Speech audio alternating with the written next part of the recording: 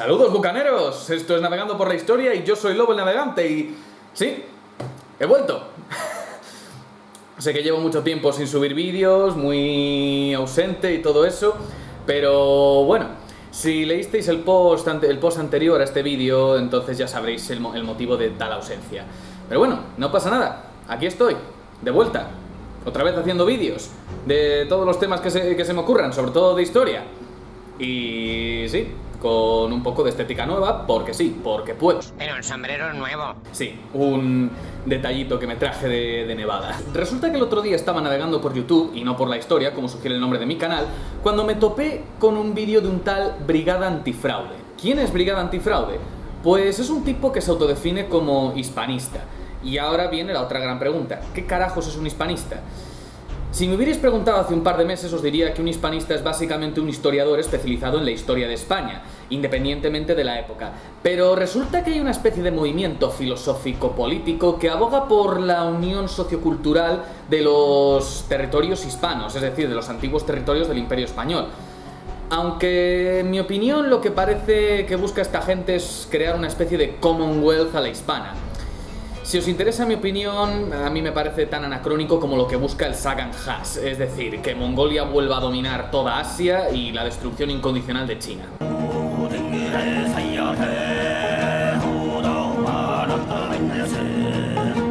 En lo personal no tengo nada en contra del trabajo de este tipo, no sé si es historiador, profesor o simplemente es un anónimo que se dedica a hacer vídeos como otros muchos en esta plataforma. Siendo honestos, sus trabajos sobre la leyenda negra suelen ser correctos, y supuestamente Brigada no se identifica con ninguna ideología. Él simplemente se dedica a interpretar los hechos históricos, o eso dice él. Pero esto también tiene trampa, porque ponerse a analizar los hechos históricos sin perspectiva y de forma literal puede llevar a una malinterpretación de los mismos o simplemente a escoger de forma arbitraria los que validan tu discurso. Y es que analizándolo detenidamente te das cuenta de que este tipo tiene unas posturas bastante chauvinistas. Hispanismo o lo que sea aparte, Brigada Antifraude tiende a caer en un discurso un tanto tóxico tratando de defender lo hispano y buscando atacar a cualquiera con un discurso ligeramente diferente al suyo, idealizando de sobremanera al Imperio Español y basándose casi siempre en un desprecio hacia lo que él considera enemigo de lo hispano. Es decir, todo aquello que sea británico, estadounidense y alemán. ¿Por qué alemán? Pues básicamente porque son los que llevan las riendas de la Unión Europea. Y ojo, no seré yo quien defienda a la Unión Europea. A esta Unión Europea.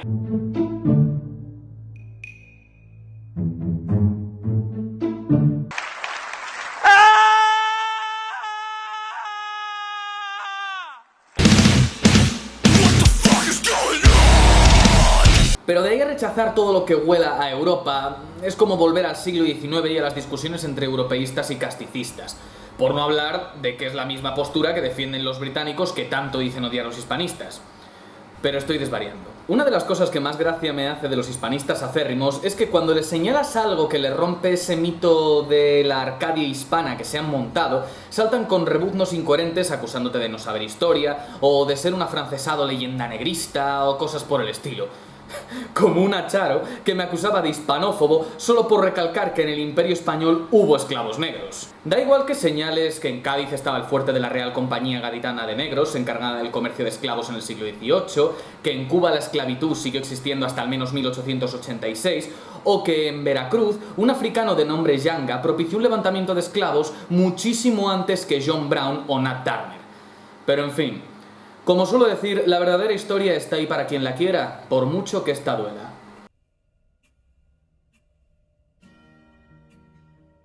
A mi modo de ver, el discurso que defienden este tipo y los hispanistas en general es más propio del siglo XVII, que es donde parece que se han quedado atascados.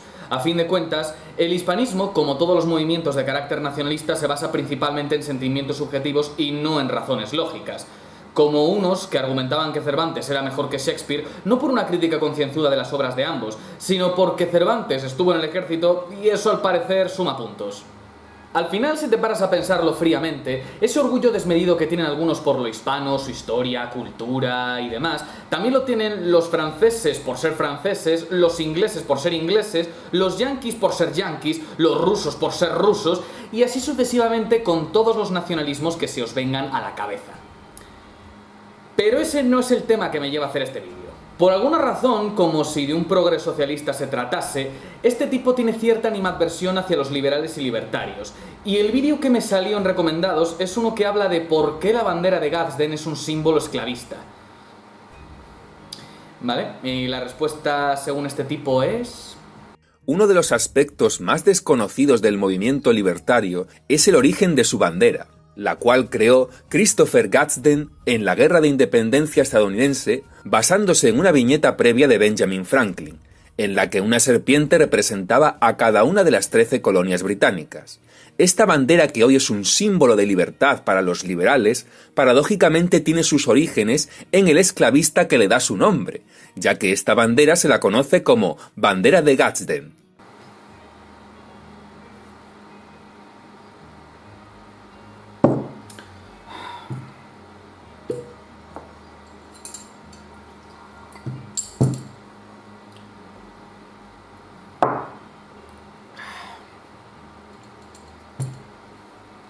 O sea, que porque Gadsden era propietario de esclavos y defendía la institución de la esclavitud, automáticamente su bandera representa la esclavitud.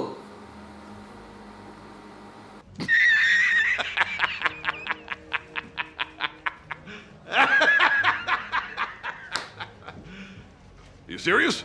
Llámame loco o lo que quieras, pero yo no veo la conexión. A ver, hablemos en serio. Yo todavía no me explico cómo los que comentan en el vídeo son los mismos que acusan a los liberales de no saber historia cuando ni ellos se han parado a corroborar lo que dice este señor. Primero, hay que recalcar que Brigada no dice en ningún momento con qué propósito diseñó Christopher Gadsden esta bandera, que es lo que podría explicar su significado y origen. Y no era para proclamar el liberalismo ni tampoco para defender la esclavitud. Dice que se basó en una viñeta de Benjamin Franklin, la famosa del Join or Die, pero eso tampoco es cierto. El origen de la bandera se encuentra en otoño de 1775, cuando Gadsden, por aquel entonces coronel del ejército continental, vio un grupo de marines de Filadelfia con un tambor pintado con una serpiente de cascabel en posición defensiva y el lema "Don't tread on me", no me pisotees. Esta es la primera mención registrada del símbolo que utilizaría Gadsden para su bandera. Poco después, el oficial naval Essex Hopkins, nombrado comodoro de la Armada Continental, recibió un paquete de Gadsden con una bandera amarilla adornada con una serpiente de cascabel con 13 anillos y el lema "Don't tread on me", para que le sirviese de enseña de su navío. Esta es la bandera que supuestamente Gadsden entregó a Essex Hopkins en aquel día. Luego, más tarde, el 9 de febrero de 1776, Gadsden presentaría una copia de esta misma bandera en el Congreso de Carolina del Sur en Charleston.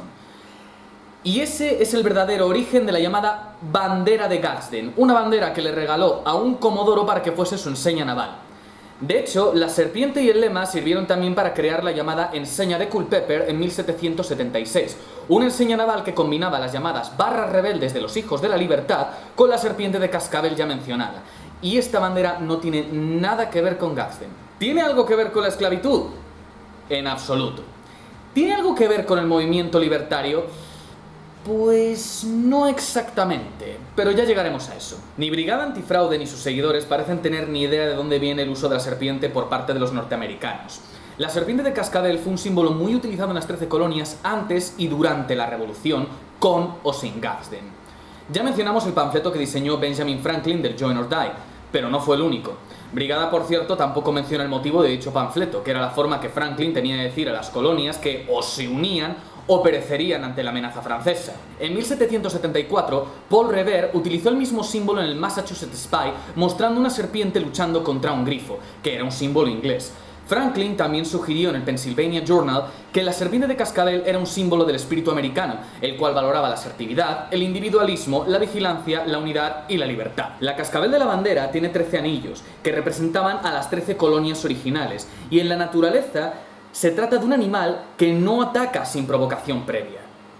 Por lo tanto, sirvió para la identificación de los colonos con la defensa de sus derechos naturales. O mi ejemplo favorito, los Minutemen de Culpeper en Virginia, que utilizaron una bandera blanca con la serpiente de cascabel y no solo con el lema "Don't tread on me", sino con la famosa frase de Patrick Henry, "Liberty or Death". Por cierto, el lema "Don't tread on me" lo acuñaron los colonos durante la Revolución, hartos de los abusos de Gran Bretaña y los impuestos. Y nada de esto tenía que ver ni con Gadsden ni con la esclavitud. Esta bandera siempre estuvo entre las banderas históricas de la Revolución en Estados Unidos, junto con la Betsy Ross, la bandera de Nueva Inglaterra o la Grand Union Flag. Y no sería hasta la década de 1970, 200 años después de su diseño original, cuando el movimiento libertario la recuperó y empezó a utilizarla a gran escala para representar los derechos individuales y el gobierno limitado. Antes de eso, era un símbolo histórico estadounidense más, y ya he mencionado el simbolismo que tenía la serpiente de cascabel para los revolucionarios patriotas de la Guerra de Independencia. Lo que Brigada hace en su vídeo es simplemente sacar de contexto la vida de Christopher Gadsden sin explicar en ningún momento nada sobre la bandera en sí, lo que me demuestra que ni se ha molestado en hacer una investigación decente para validar su argumento y se ha limitado a atacar al mensajero y no al mensaje.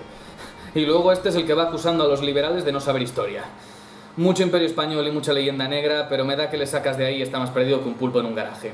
Brigada también menciona las opiniones de Gadsden sobre la guerra y los esclavos, pero en lo que de verdad patina es en esto.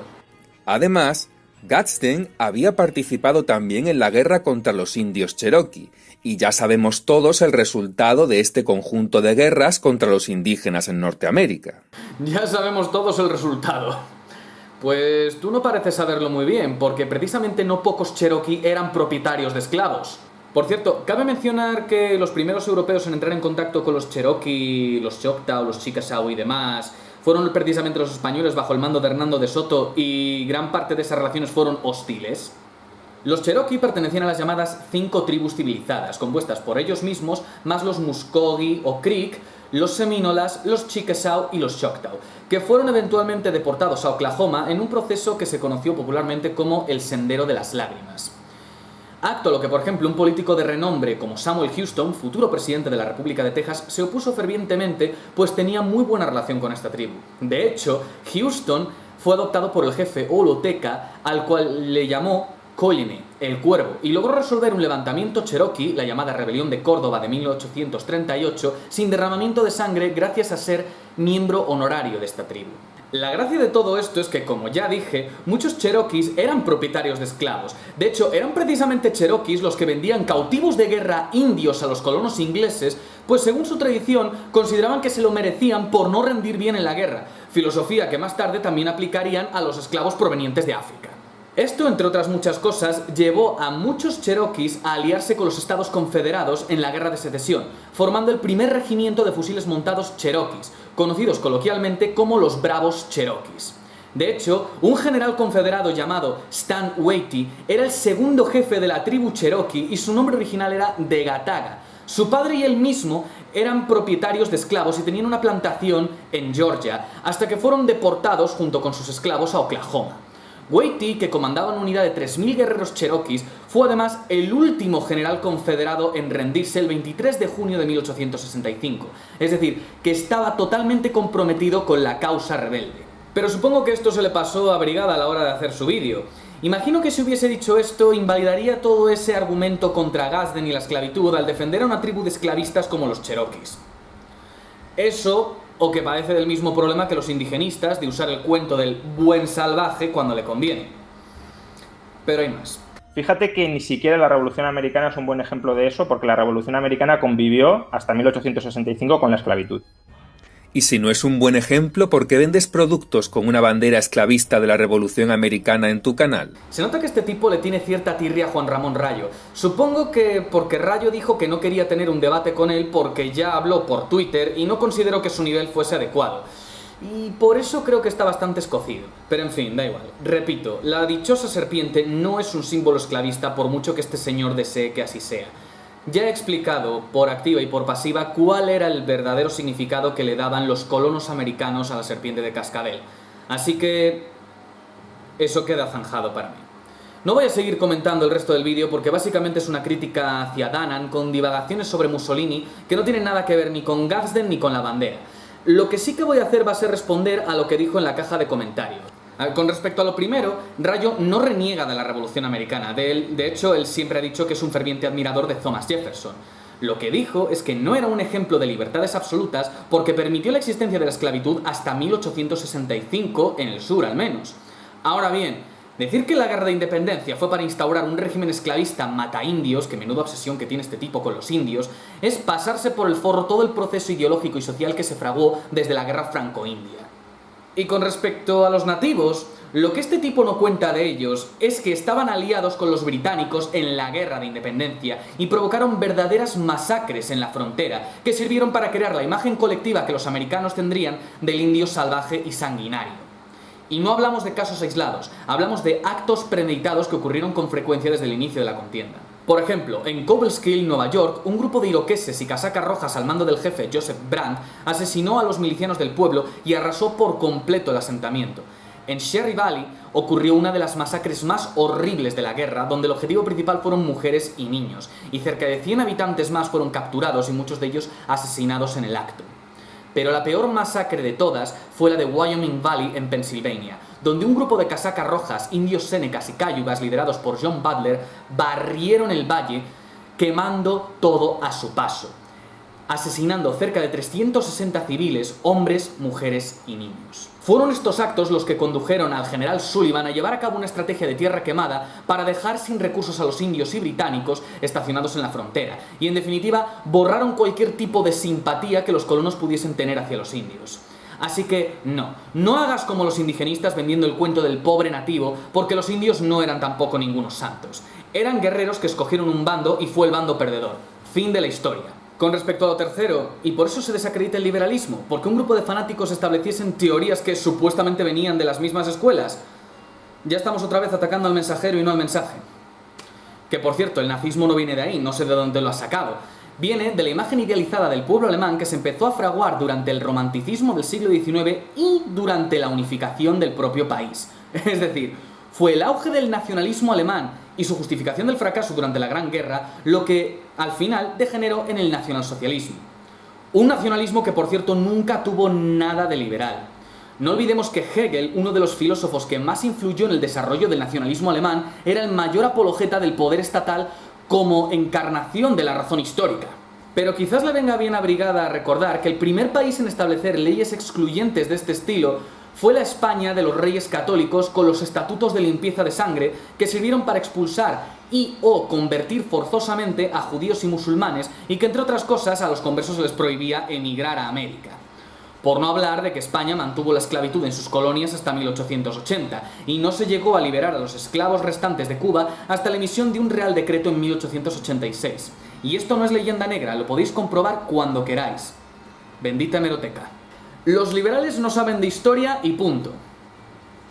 Un comentario bastante pretencioso y carente de fundamento, pues precisamente tú has demostrado que no sabes de lo que has estado hablando en ningún momento. No has puesto ninguna razón lógica de por qué la bandera de Gadsden es un símbolo esclavista, no has ahondado en el simbolismo de la serpiente de cascabel, ni del lema, y solo te has basado en opiniones subjetivas y en una biografía de un tipo que realmente no importa a los que se consideran libertarios o liberales. Lo que me lleva al último punto. Te guste o no, una bandera, un símbolo, no siempre se mide por quien lo crea, sino por el significado que le da quien lo usa. Y si es un grupo y se generaliza, ese es el significado que tiende a prevalecer. Pero no os preocupéis, porque os voy a poner un ejemplo para que se me entienda. Esta bandera. Supuestamente fue creada por un diseñador gráfico gay de Palm Beach para una revista queer. Hoy en día es utilizada por colectivos feministas radicales, principalmente de lesbianas. Pero vamos a hacer uso de la vexilología para analizarla. El morado representa al feminismo supuestamente desde el desastre de Triangle Waistcoat. El triángulo negro invertido era el símbolo de los campos de concentración nazis para los que estos consideraban parias de la sociedad, es decir, gitanos, alcohólicos, sin techo, mendigos y también mujeres que ellos consideraban que no entraban dentro del modelo social nazi, como prostitutas y lesbianas. Pero el símbolo que de verdad importa aquí es ese hacha bicéfala del centro. Este hacha se llama labris y es un arma de la Grecia arcaica relacionada con la civilización minoica. Las feministas radicales la usan porque supuestamente era el arma de las legendarias amazonas y porque estaba asociada con los cultos preindoeuropeos a la diosa madre. Supongo que se les saltará un fusible si se enteran de que en latín se llama bipene. ¿Por qué hago hincapié en esto? Pues porque este símbolo fue adoptado en 1936 por la Ethniki Organosis Neoleas, la organización de la Juventud Nacional de Grecia de ideología fascista. Esta aparecía en su bandera porque su fundador, Ioannis Metaxas, la consideraba el símbolo helénico más antiguo. No solo eso, en 1954 fue utilizado por la organización neofascista Ordine Nuovo d'Italia, cuya bandera era exactamente igual que la nacionalsocialista, pero con un labris en lugar de la esvástica. Y como éramos pocos y parió la abuela, también fue utilizada por los ultrasur del Real Madrid, que ya sabemos todos de qué pie coger. Según la lógica de Brigada Antifraude, estas feministas son unas ignorantes por usar un símbolo fascista, ¿no? Yo no niego que las feministas que usen esta bandera no sepan de historia, habría que preguntarles a ella, pero nada de lo que he mencionado hace de esta bandera un símbolo fascista per se. El labris es un símbolo muy antiguo cuyo origen se remonta a los antiguos helenos, y si bien fue utilizado en tiempos modernos por fascistas de Italia, Grecia y otras partes, también es utilizado por neopaganos griegos y por grupos de black metal helenos, de la misma forma que los metaleros escandinavos usan el Mjolnir o las runas nórdicas. A lo que voy es que ni la serpiente de cascabel utilizada por Gadsden representa la esclavitud, ni el labris al fascismo, por mucho que un tipo tuviese ciertas ideas a la hora de crear una bandera con ese símbolo. La diferencia, eso sí, es que cuando Pino Rauti diseñó esta bandera, la hizo para crear un símbolo que representara el fascismo. Mientras que Gadsden no tenía más intención a la hora de crear esta bandera que la de hacer una enseña naval para un comodoro. Por no hablar, otra vez, de que para cuando se diseñó, la serpiente de cascabel ya tenía un simbolismo muy arraigado entre los colonos americanos.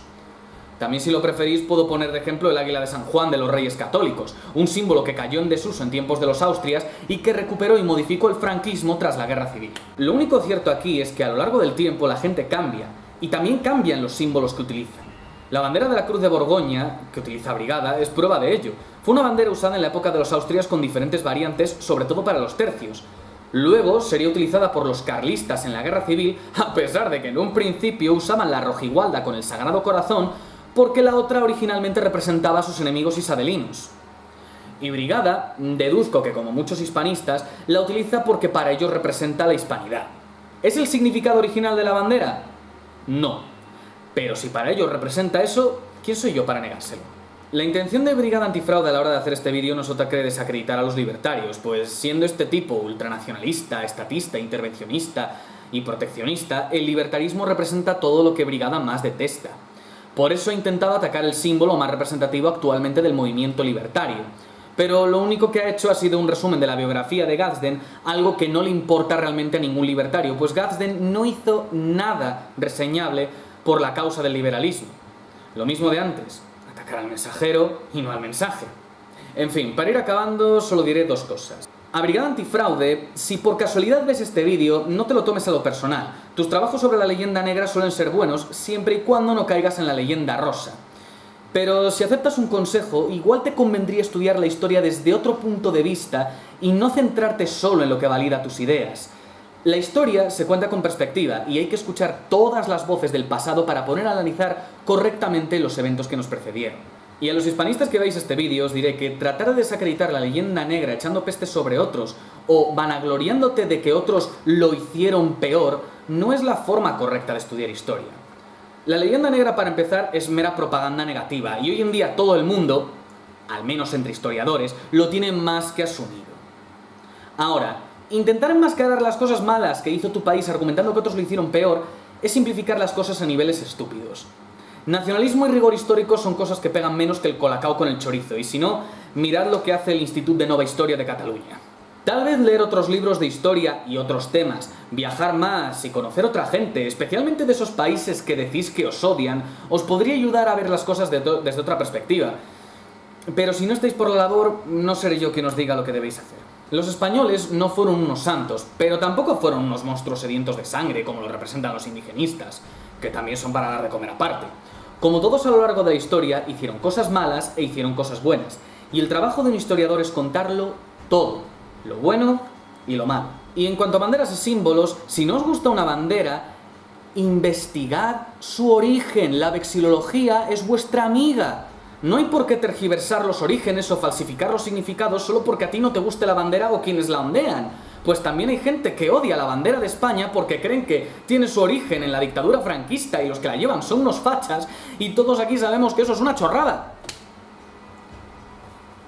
En fin, si te has quedado hasta el final, muchas gracias. Soy Lobo el Navegante y esto es Diversión con Banderas. Navegando por la historia. Paz.